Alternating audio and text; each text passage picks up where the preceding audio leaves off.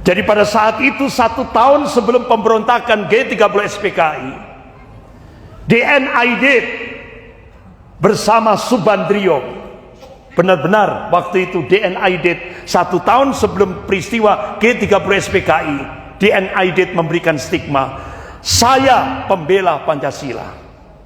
Subandrio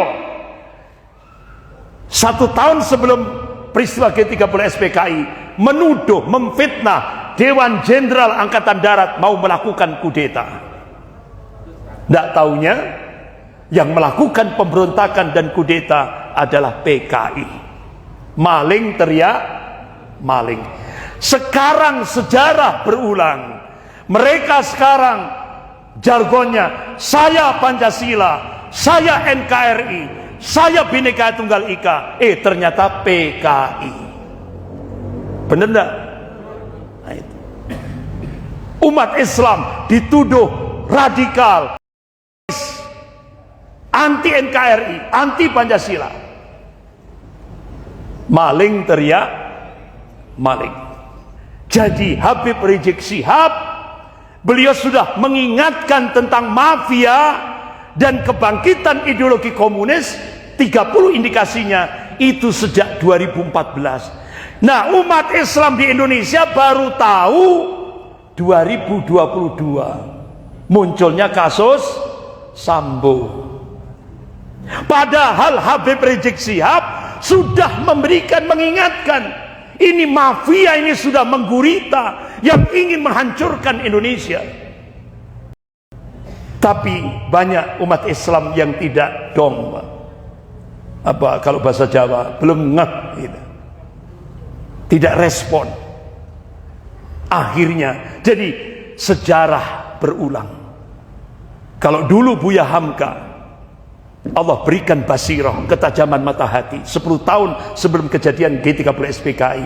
Sekarang Habib Rizik Syihab diberi basirah, ketajaman mata hati oleh Allah, mengungkap tentang 30 indikasi kebangkitan PKI dan mafia yang menggurita, yang ditopang oleh Taipan Cina untuk menghancurkan negara kesatuan Republik Indonesia. Itu sudah diungkap Habib Rizik Syihab 2014.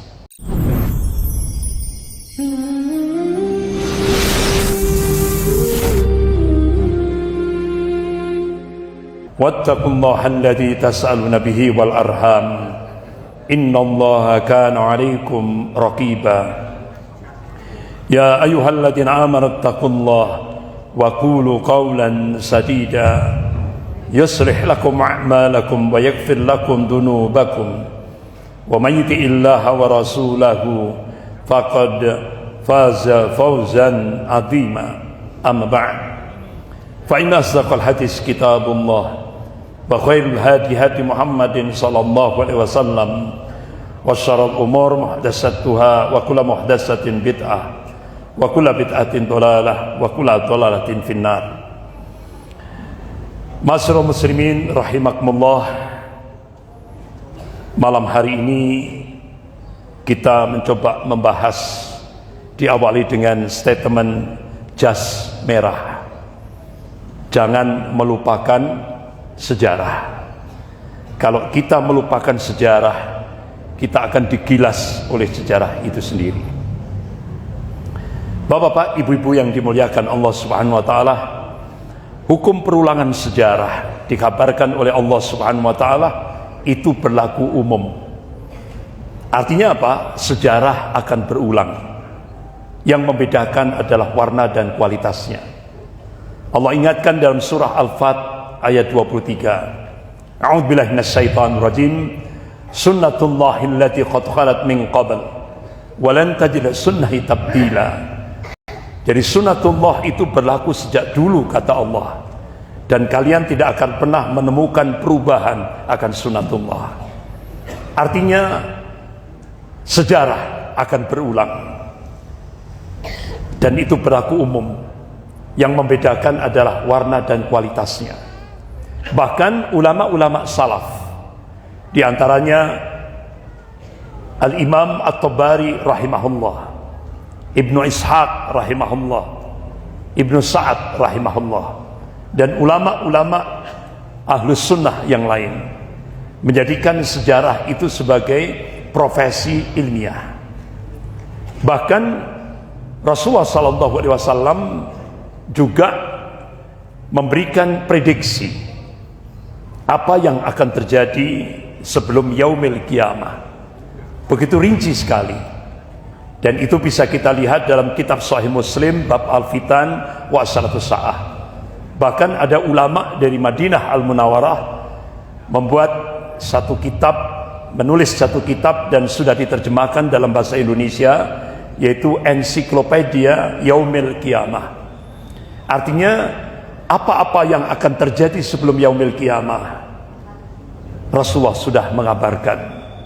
Bahkan Al-Imam Ibn Katsir rahimahullah menulis dalam kitabnya Al-Bidayah wa Nihayah, dan alhamdulillah sudah diterjemahkan dalam bahasa Indonesia, judulnya Huru-hara di Akhir Zaman.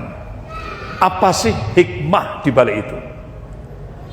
Yang paling penting, hikmah yang bisa kita ambil, kenapa Rasulullah memberikan kabar apa yang akan terjadi sebelum yaumil qiyamah, supaya umat Islam ini tidak menjadi mangsa bagi musuh-musuhnya. Ma'asyiral muslimin rahimakumullah.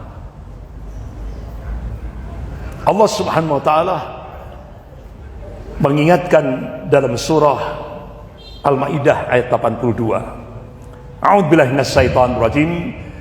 La tajidanna asadan nas adawatan lil ladzina amalu yahuda wal ladzina asraku. Sungguh kalian akan menyaksikan orang-orang yang paling keras permusuhannya terhadap hamba-hamba Allah yang mukmin, kata Allah, Yahudi dan orang-orang musyrik. Sampai-sampai Syekh Mustafa Al-Maraghi, Allahumma yarham, rahimahullah, beliau mufassir yang sering kita baca tafsirnya, tafsir Al-Maraghi. Itu beliau mengkaji ayat-ayat Al-Quran yang mengungkap tentang Yahudi. Beliau temukan hampir 1 juz penuh, dirinci sama beliau kurang lebih 76 karakter Yahudi.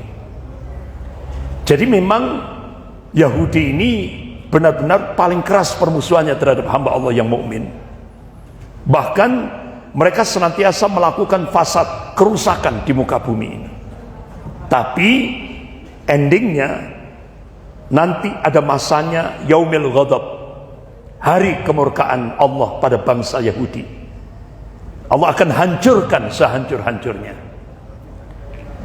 Kenapa Allah mengungkap sampai 1 juz di dalam Al-Quran tentang karakter Yahudi? Berarti sesuatu yang harus kita pelajari. Karena memang Yahudi ini benar-benar mereka senantiasa melakukan fasad, kerusakan di muka bumi ini. Contoh, tokoh Yahudi yang cukup militan, yaitu Karl Marx dan Friedrich Engels.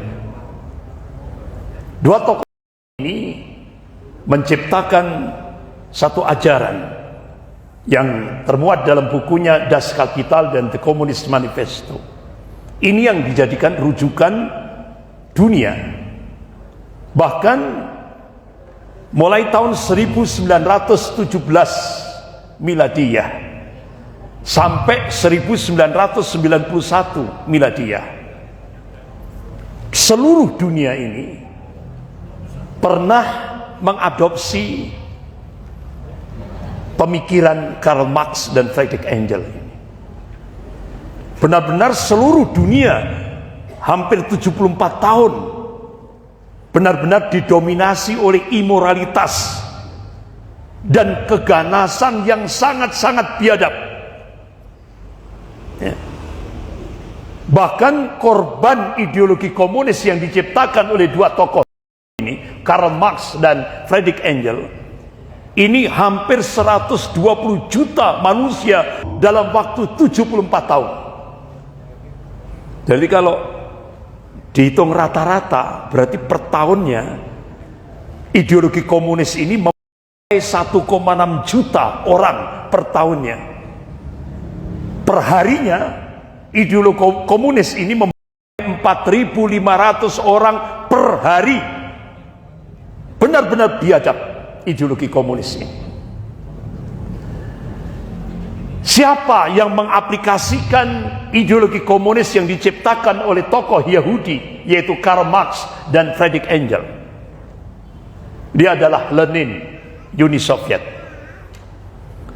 Kemudian dilanjutkan oleh Stalin. Lenin hampir 30 juta manusia pada masa kekuasaannya.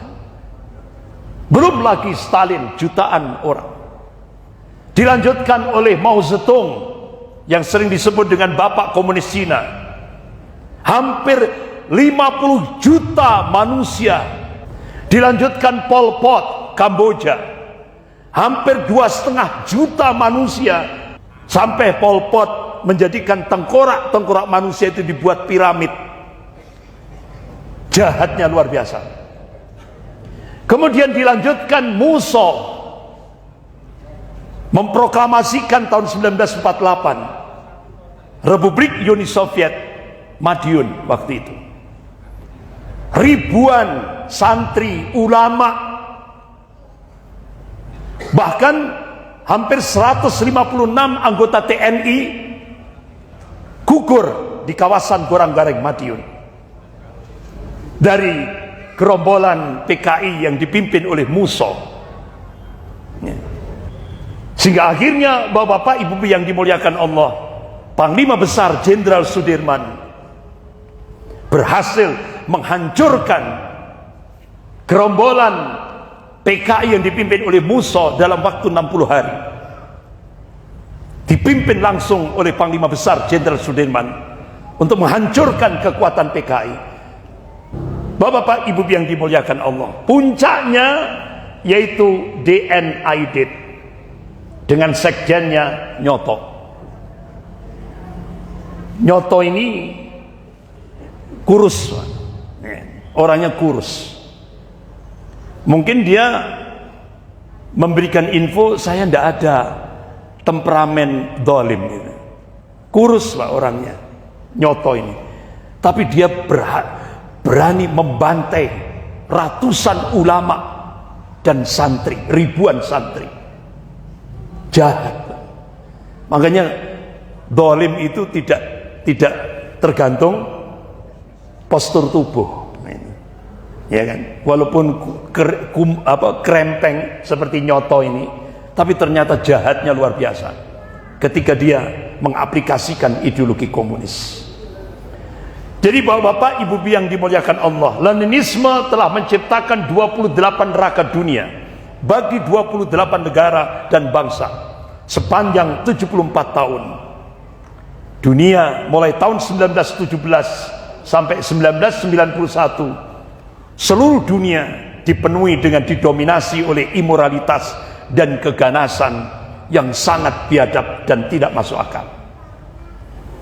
Bahkan Lenin memberikan statement, tidak jadi soal bila 3/4 penduduk dunia mati, asal yang tinggal 1/4 itu komunis.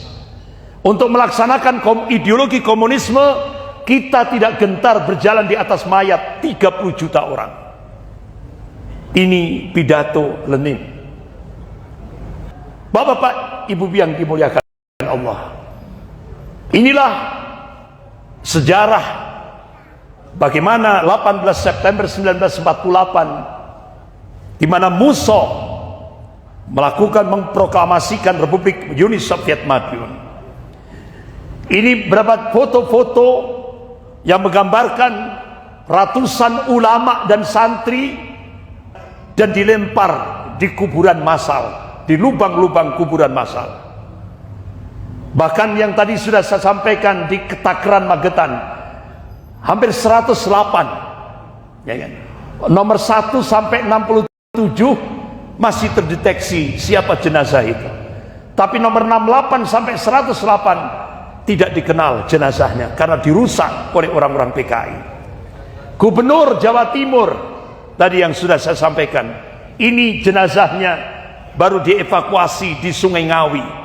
Padahal beliau gubernur Jawa Timur dan pimpinan Dewan Pertimbangan Agung, ya, Republik Indonesia.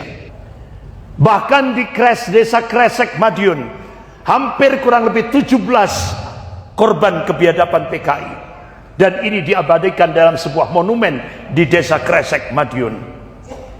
Bahkan bapak-bapak, ibu-ibu yang dimuliakan Allah Subhanahu wa taala, kalau kita lihat historis sejarah, saat jaya-jayanya PKI, benar-benar saat akhir pemerintahan Soekarno, Presiden Soekarno memunculkan sebuah ideologi baru, yaitu Nasakom, nasionalis agama komunis.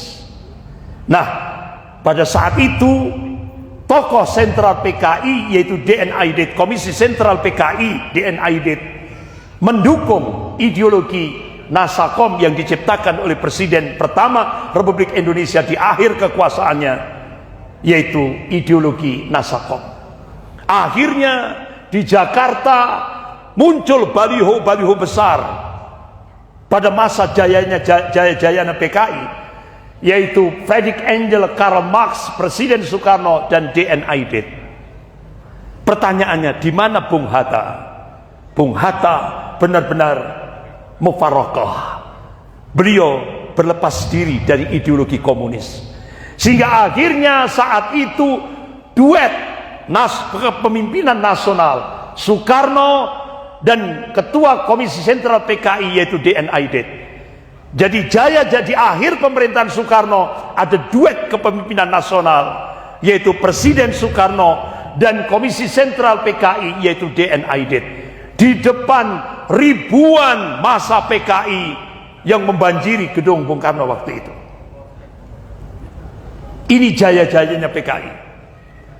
Sehingga akhirnya petualangan politik PKI di demokrasi terpimpin pada akhir pemerintahan Soekarno menjadikan Pancasila versi pribadi Soekarno 1 Juni 1945 ini Pancasila versi pribadi Soekarno 1 Juni 1945 inilah Pancasila yang diakui oleh Komisi Sentral PKI, yang isinya sila pertama nasionalisme atau kebangsaan Indonesia, sila kedua internasionalisme atau perikemanusiaan, sila ketiga mufakat atau demokrasi, sila keempat kesejahteraan sosial, sila kelima ketuhanan yang berkebudayaan. Kemudian diringkas menjadi trisila dan ekasila. Dan sejarah berulang.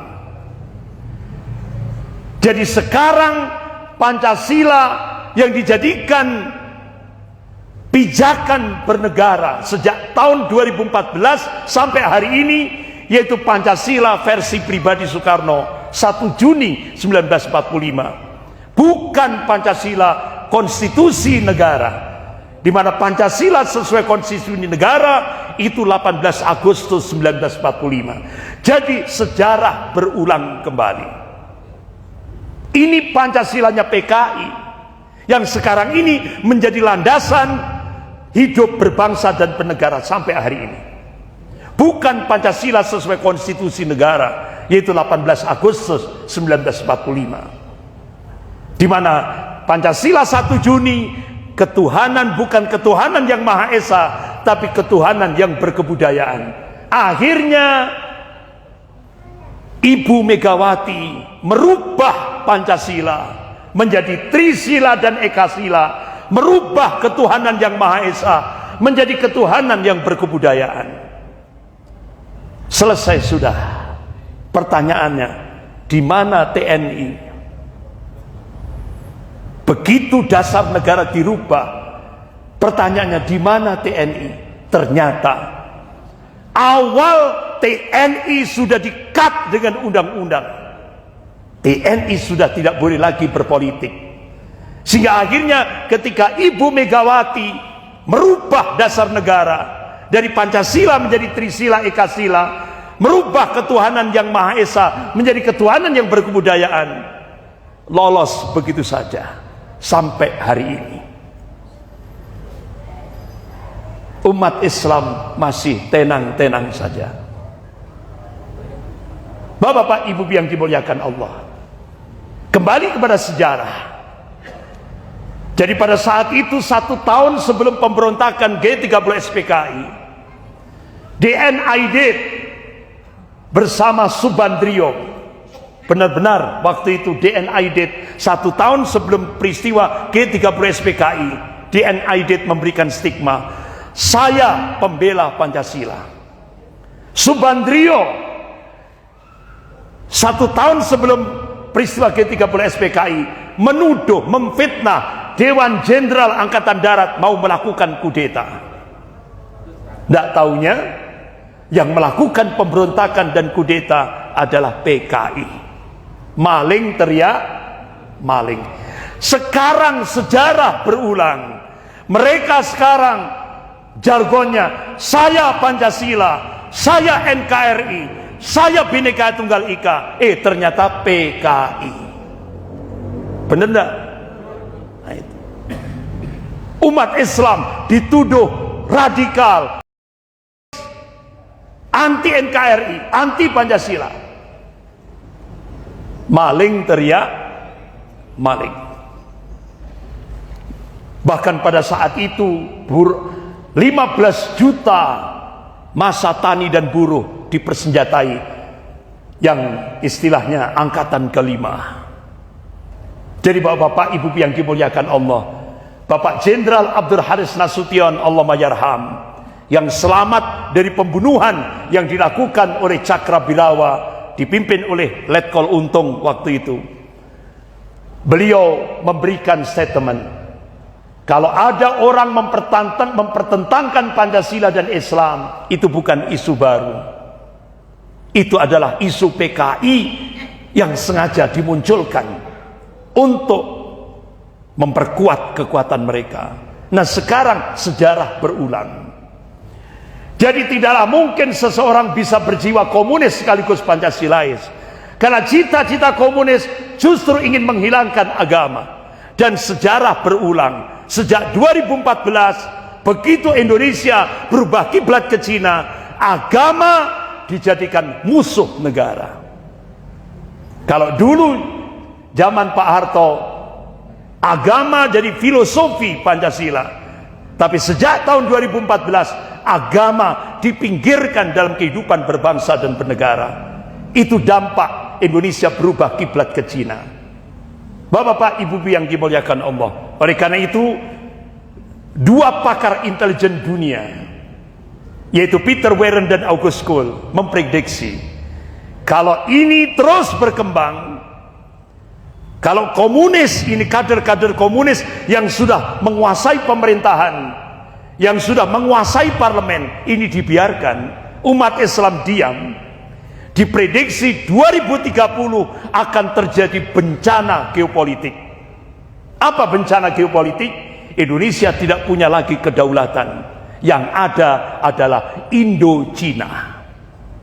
Itu prediksi. Bahkan hasil riset 2 pakar intelijen dunia, Peter Warren dan August Cole ini, mendapat respon dari 2 mantan Panglima TNI, yaitu Bapak Jenderal Purnawiran Djoko Santoso, beliau sudah meninggal, dan Bapak Jenderal Purnawiran Gatot Nurmantio. Apa yang di hasil riset 2 pakar intelijen dunia itu, Peter Warren dan August Cole, bisa lebih cepat dari tahun 2030, manakala umat Islam diam saja. Karena apa? Mantan Panglima TNI Bapak Jenderal Purnawiran Gatot Nurmantio, benteng terakhir yang bisa menyelamatkan negara kesatuan Republik Indonesia adalah umat Islam. Itu beliau sampaikan. Makanya Pak Anton Permana, ini alumni Lemhanas Republik Indonesia, kata, kalau ada orang yang sibuk mengkaitkan Islam dengan radikalisme, khilafah dan intoleransi, berarti orang yang menuduh itu terpapar komunisme, ateisme, siaisme, dan sekularisme radikal. Ini, Pak. Jadi sekarang sudah sejarah masa lalu sudah berulang kembali. Oleh karena itu, Buya Hamka Allahyarham, beliau ulama yang istiqomah. 10 tahun sebelum terjadi peristiwa G30 SPKI, beliau sudah memberikan warning kepada umat Islam se-Indonesia, waspada bahaya ideologi komunis. Tapi umat Islam tidak mengindahkan, sehingga akhirnya setelah 10 tahun warning dari Buya Hamka, terjadilah peristiwa G30 SPKI. Beliau tulis dalam memoarnya, rupanya Allah Subhanahu wa taala hendak memberi dulu cobaan bagi rakyat Indonesia. Kejahatan komunis akhirnya terbukti dengan peristiwa G30 SPKI. Allah Subhanahu wa taala mencoba dulu rakyat Indonesia sebelum dia membuktikan kebenaran apa yang disampaikan oleh tokoh-tokoh ulama hampir 10 tahun sebelum kejadian. Ternyata sejarah berulang. Kalau dulu Buya Hamka, sekarang 2014 Habib Rizik Syihab memberikan warning dan beliau membongkar yang ingin menghancurkan negara kesatuan Republik Indonesia bersama tokoh-tokoh intelijen nasional. Beliau berhasil mengungkap 30 indikasi kebangkitan komunis pasca reformasi tahun 1998. Bahkan beliau berhasil membongkar sebuah konspirasi yang ingin menghancurkan Indonesia yang mereka sebut dengan mafia. Jadi Habib Rizik Syihab, beliau sudah mengingatkan tentang mafia dan kebangkitan ideologi komunis, 30 indikasinya itu sejak 2014. Nah, umat Islam di Indonesia baru tahu 2022 munculnya kasus Sambo.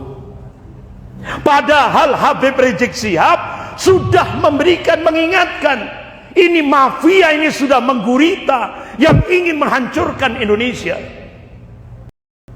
Tapi banyak umat Islam yang tidak dong, apa kalau bahasa Jawa, belum ngeh gitu. Tidak respon.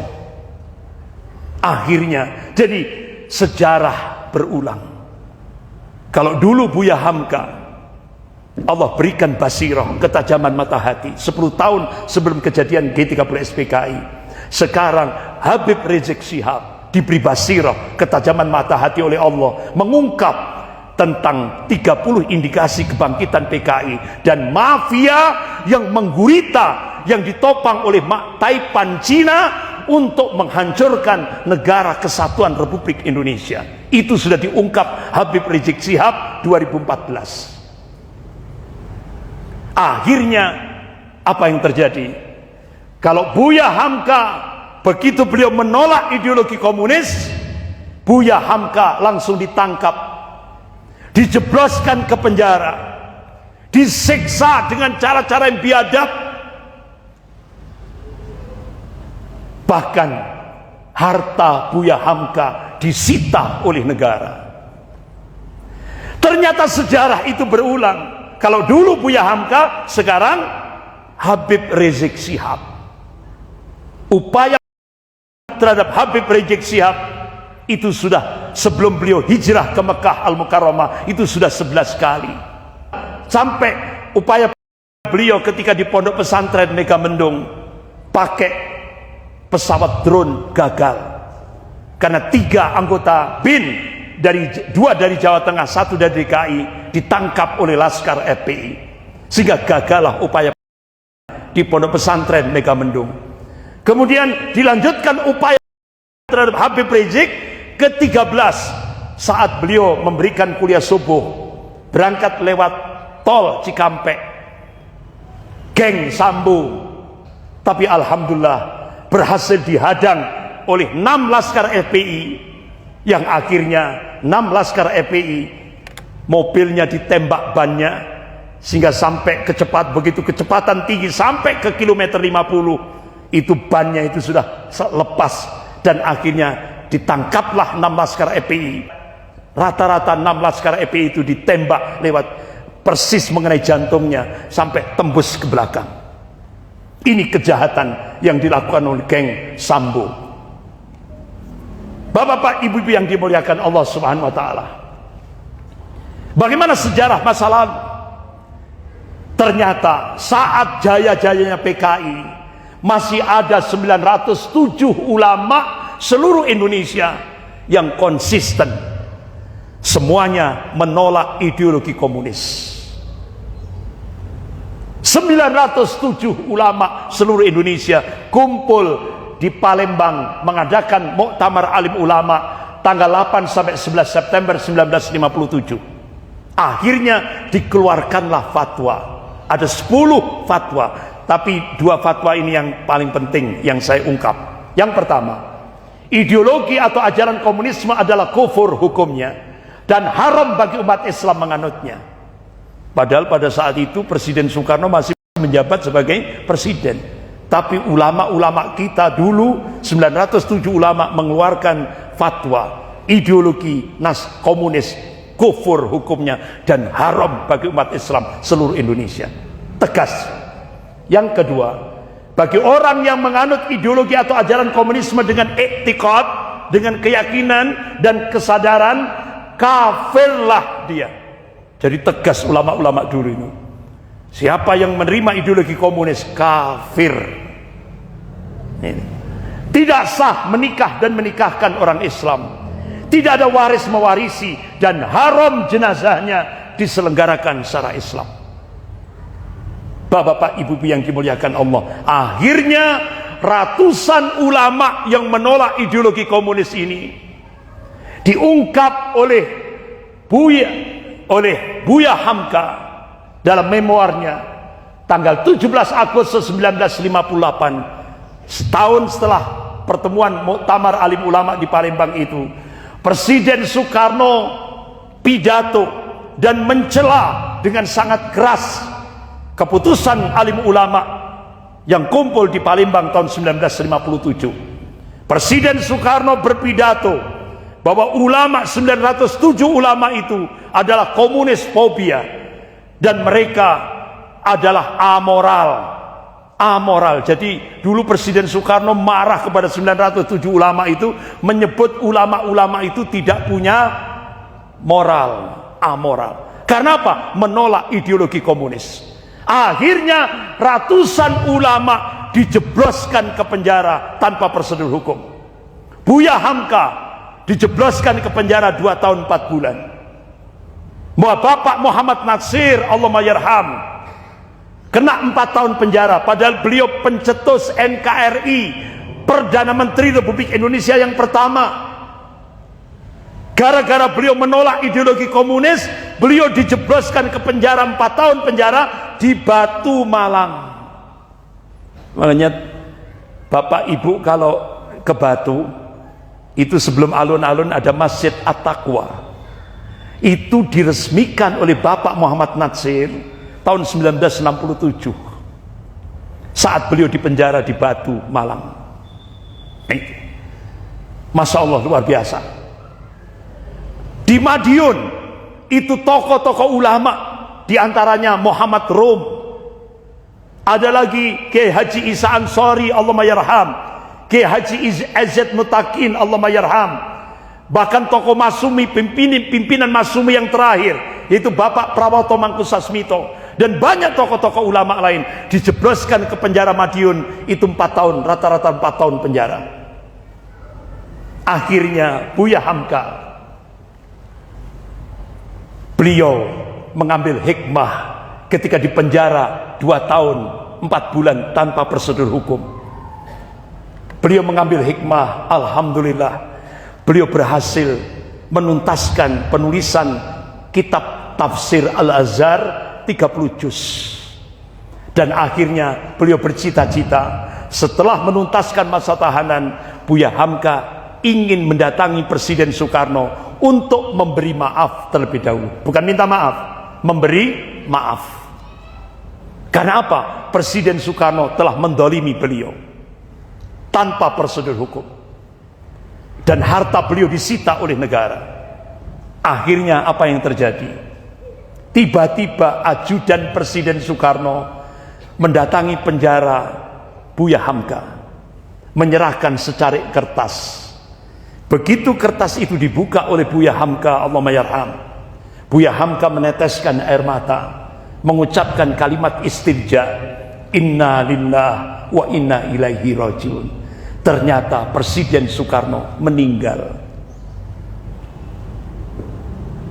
Tapi di secarik kertas itu tulisan benar-benar itu tulisan Presiden Soekarno minta kepada Buya Hamka untuk mengimami sholat jenazah Presiden pertama Republik Indonesia. Artinya apa?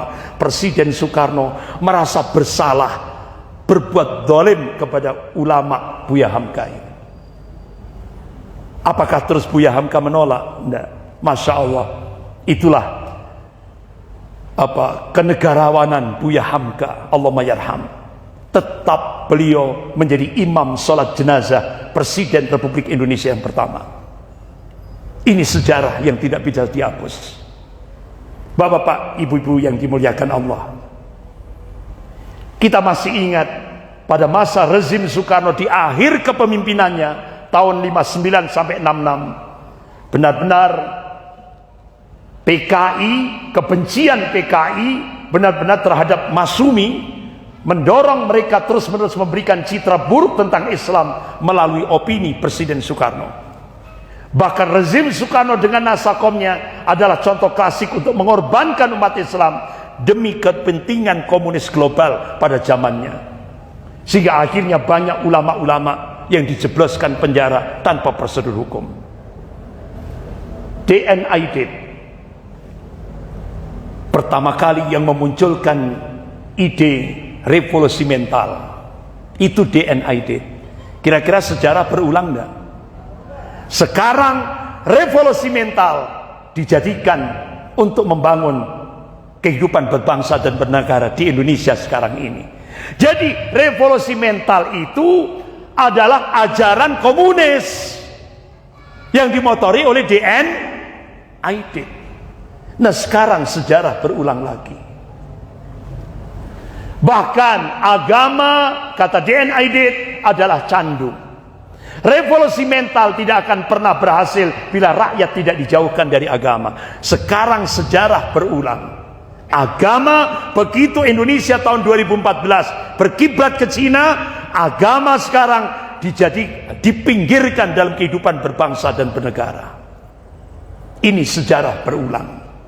Bahkan saat-saat jaya-jayanya PKI yang dipimpin oleh DNID dan Nyoto, istilah kadrun, kadal gurun, ya, itu sudah ada sejak zaman PKI. Tujuannya apa?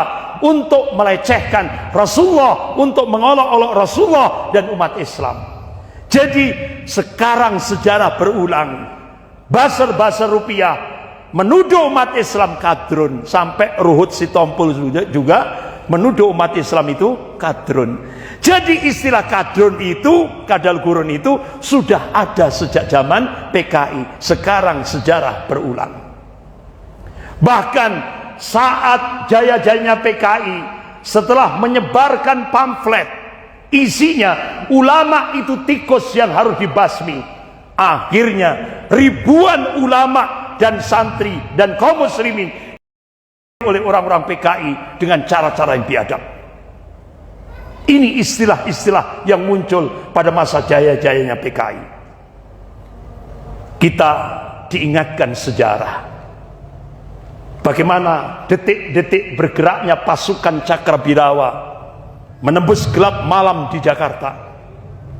Di bawah komando Letnan Kolonel Untung dan Sam Kamaruzaman. Dan ini sepengetahuan DNID. Itu diawali pada tanggal 4 Agustus 1965. Ada sebuah pertemuan antara DNID dan Bapak Komunis Cina, yaitu Mao Zedong, di Sungai Angsa, Cina.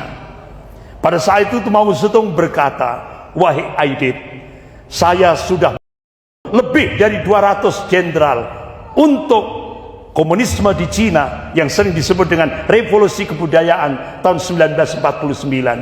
Akhirnya DNID yang tadinya ragu menghadapi Dewan Jenderal Angkatan Darat, dimotivasi oleh Mao Zedong, akhirnya DNID lewat Cakrabirawa, lewat Lekol Untung itu melakukan terhadap Dewan Jenderal di bawah komando Dewan Revolusi. Siapa Dewan Revolusi? Nah, saya kira Bapak Ibu sudah tahu sendiri. Siapa pemimpin Dewan Revolusi? Itulah yang memerintahkan DNAID untuk Dewan Jenderal, yang akhirnya 6 jenderal dan 1 perwira, dan alhamdulillah satu-satunya jenderal angkatan darat yang selamat yaitu Jenderal Abdul Haris Nasution. Jadi kita bisa menyimpulkan kalau pemberontakan PKI Madiun yang di tahun 48 dipimpin Musso, itu mentornya adalah Stalin, Uni Soviet. Kalau PKI tahun 65 yang dipimpin oleh DNAID, itu mentornya adalah Mao Zedong, Bapak Komunis Cina. Ini sejarah. Di Solo, Kertosuro, Klaten, Boyolali, Banyuwangi, Kanigoro Blitar, Takaran Magetan, puncaknya malam 1 Oktober, itu 6 jenderal angkatan darat dan 1 perwira. Sehingga kita bisa melihat ribuan kaum muslimin sebelum diarak dulu di kampung-kampung, sampai puncaknya 6 jenderal angkatan darat dan 1 perwira disiksa, kemudian dimasukkan ke sumur tua Lubang Buaya di Jakarta. Inilah peristiwa evakuasi jenazah 6 jenderal dan 1 perwira dari sumur tua Lubang Buaya di Jakarta. Bapak-bapak, ibu-ibu yang dimuliakan Allah, masih ingat mata uang 20.000? Ini adalah Menteri Pertahanan, yaitu Bapak Otto Iskandar Dinata, yang kalau di Jakarta itu Jalan Otista. Otista itu singkatan dari Otto Iskandar Dinata. Ini Menteri Pertahanan Republik Indonesia pada masa Presiden Soekarno. Kemudian jenazahnya dibuang ke laut. Inilah kebiadaban PKI. Bahkan inilah saksi-saksi yang menyampaikan bagaimana kebiadaban PKI. Ini saksi-saksinya benar-benar melihat dengan mata kepala sendiri.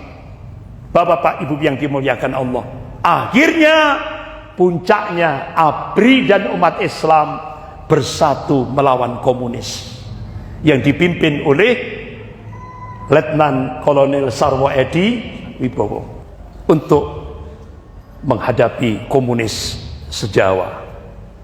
Alhamdulillah, umat Islam bersama ABRI mampu menghancurkan pergerakan komunis pada saat itu, sehingga akhirnya tanggal 10 sampai 13 Januari 1966 rakyat turun ke jalan. Nah, ternyata sejarah ini berulang. Sekarang rakyat sedang turun ke jalan. Kalau dulu tanggal 10 sampai 13 Januari 1966 rakyat Indonesia turun ke jalan menggelorakan 3 tuntutan rakyat Tritura, yaitu bubarkan PKI, rombak kabinet Dikora, turunkan harga. Sekarang sejarah itu berulang kembali, sampai akhirnya Soekarno melakukan reshuffle kabinet dan menerbitkan surat perintah 11 Maret 1966. Nah, dari Super Semar ini justru menjadi awal berakhirnya pemerintahan Orde Lama dan digantikan pemerintahan Orde Baru, sehingga akhirnya PKI resmi dibubarkan tanggal 12 Maret 1966 yang dikukuhkan oleh TAP MPRS nomor 25 tahun 66, dan di era reformasi diperkuat oleh Undang-Undang nomor 27 tahun 1999 sampai hari ini. Jadi waspadai prahara September kelam. Bagaimana PKI tahun 1926 sudah pernah melakukan pemberontakan. Tahun 1948 di Madiun juga melakukan pemberontakan. Tahun 30 September 1965 juga melakukan pemberontakan. PKI yang anti Tuhan, anti agama melakukan kudeta berdarah di Indonesia. Akhirnya TAP MPRS nomor 25 tahun 66 telah membubarkan Partai Komunis Indonesia dan melarang komunisme di negara ini. Pertanyaannya, kenapa sekarang komunis baru bangkit lagi? Kenapa komunis baru, gaya baru bangkit lagi? Bapak-bapak, ibu yang dimuliakan Allah, otomatis mereka akan terus bercita-cita ingin merubah negara kesatuan Republik Indonesia ini agar Indonesia menjadi sebuah negara komunis. Apalagi sekarang Indonesia berubah kiblat ke Cina. Otomatis bantuan ribuan triliun dari Cina, kalau dulu sejarah ketika Cina memberikan bantuan sejak tahun 1955, ternyata Cina ingin membangkitkan ideologi komunis di Indonesia, puncaknya 1965. Sekarang sejak 2014 Cina memberikan bantuan hutang yang lebih dari tahun 1955. Otomatis Cina ingin membangkitkan kembali ideologi komunis. Akhirnya apa yang terjadi? 26 Agustus 2022, Presiden kita Bapak Jokowi menandatangani keputusan Presiden nomor 17 tahun 2022. Dan itu, keputusan Presiden itu endingnya, ujung-ujungnya ingin membangkitkan kembali ideologi komunis dan merubah sejarah yang sebenarnya PKI pelaku yang membantai umat Islam dan TNI pada saat itu. Dari keputusan Presiden nomor 17 tahun 2022 itu dirubah sejarah itu. PKI korban pelanggaran HAM berat, sehingga akhirnya ujung-ujungnya nanti pemerintah minta maaf kepada PKI. Dan kalau sudah pemerintah minta maaf pada PKI, otomatis pemerintah wajib memberikan kompensasi atau ganti rugi kepada keluarga PKI. Oleh karena itu, Bapak-bapak, Ibu yang dimuliakan Allah, kita masih ingat siapa dua tokoh yang menghancurkan komunisme di Indonesia, yang menumpas komunisme di Indonesia tahun 48, yaitu Bapak Jenderal, Panglima Jenderal Besar Sudirman. Kemudian yang menumpas 65, yaitu Bapak, waktu itu kolonel ya, Pak Harto ini, Kolonel Soeharto. Nah, Bapak-bapak, Ibu-ibu yang dimuliakan Allah, bagaimana realitas komunis gaya baru? Ya, insya Allah kita bahas Jumat depan. Saya sampaikan, yaitu alhamdulillah, satu-satunya ormas yang menolak keputusan Presiden nomor 17 tahun 2022 adalah FPI, GNPF, Ulama, dan PA 212. Menolak